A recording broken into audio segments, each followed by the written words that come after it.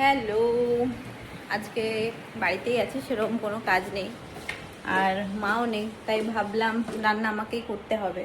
তো ভাবলাম ডিমের কারি বানাবো।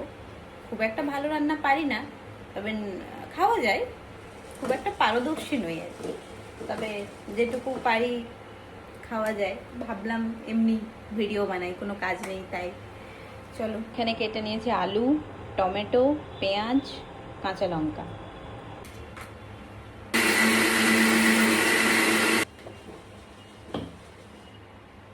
আমার পেস্ট রেডি। বাবা, লঙ্কা খুব ঝাল।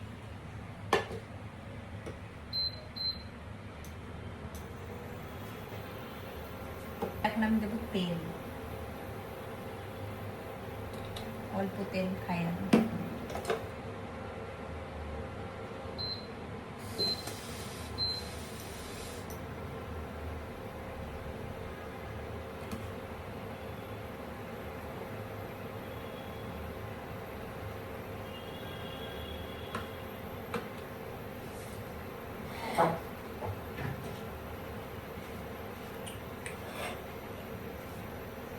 তেলও গরম হয়ে গেছে, আমি এখন দেবো আলু। আলুটা একটু ফ্রাই করব, নাও করতে নাও করা যায়, কিন্তু আমি এমনি একটু করছি, যেহেতু আজ আমার কোনো কাজ নেই তাই রান্নাটা একটু মন দিয়ে করছি।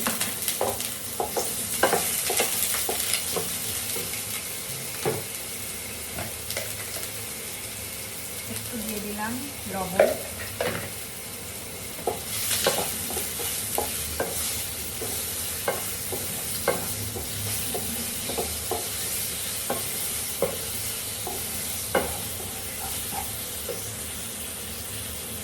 আর একটু হলুদ।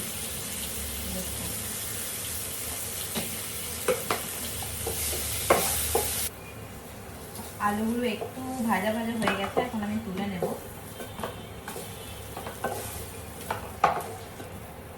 তারপর কড়াইতে এখন আমি তেল অ্যাড করা যায়, কিন্তু আমি খুব একটা তেল পছন্দ করি না, মানে তেল খাই না, তো এটাতেই কাজ চালাচ্ছি। একটা পেঁয়াজ, টমেটো আর কাঁচা লঙ্কা পেস্টটা আমি দিচ্ছি এখন।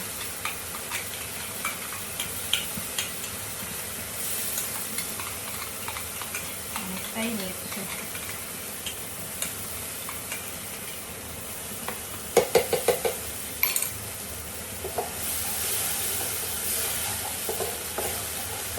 তো জিঞ্জার গার্লিক পেস্ট, এটা ঘরেই বানানো, আমার মা বানিয়ে রাখে। একটু বেশিই দিয়ে ফেললাম।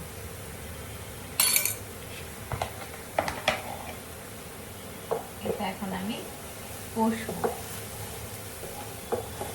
অ্যাড করলাম একটু হলুদ গুঁড়ো,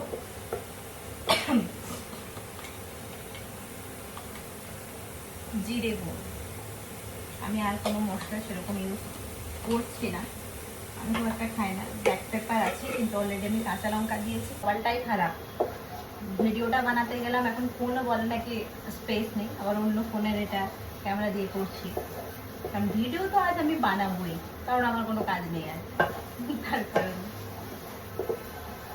মশলাটা এখন আমি কষছি, আর একটু জল অ্যাড করলাম। সমস্ত মশলা দিয়েছি, কিন্তু আমি নুন অ্যাড করিনি। আলুতে একটু দিয়েছিলাম।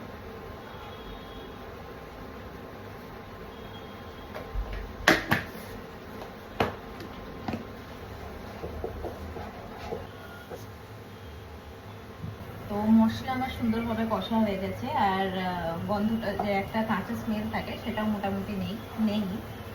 এখন আমি দিয়ে দেবো ভেজে তুলে রাখা আলুগুলো। ডিমগুলো আমি আগেই সেদ্ধ করে রেখেছিলাম।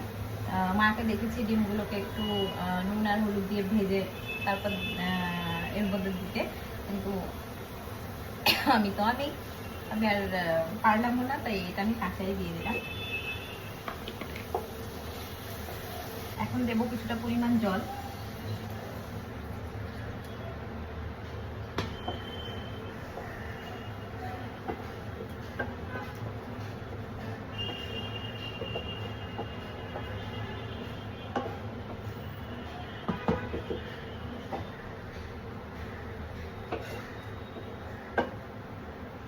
কালারটা ভালো এসছে, নট ব্যাড।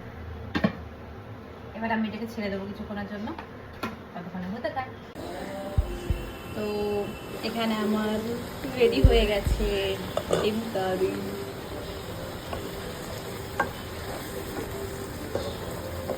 স্মেল ভালোই বেরিয়েছে।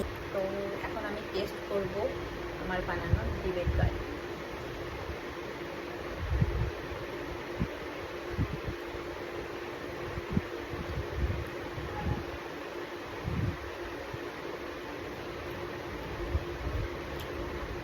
নিজের খাওয়ার মতোই বানাতে পারি, আর সত্যি কথা বলতে ভালো হয়েছে, খারাপ হয়নি।